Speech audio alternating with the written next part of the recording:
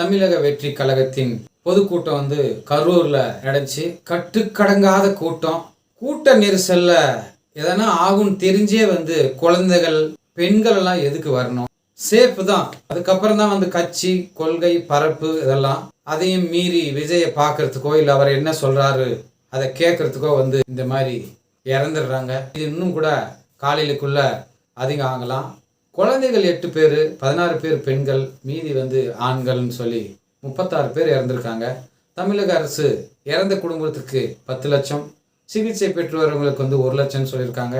நைட்டோட நைட்டா முதல்வர் கரூர் போறாரு. தாவேகா தலைவர் களத்திலே இருந்திருக்கலாம்னு நினைக்கிறேன். சென்னைக்கு போயிருக்கிறாரு. தமிழக வெற்றி கழகம் மௌனமாவே இருக்குது இப்போ வரைக்குமே. ஒருவேளை விஜய் அங்கிருந்தா பிரச்சனை ஆகும்னு சொல்லி போயிட்டாரா என்னமோ. விஜய்க்கு ஒரு பெரிய பின்னடைவுன்னு தான் நினைக்கிறேன். இதெல்லாம் மீறி கூட வந்துடுவார்.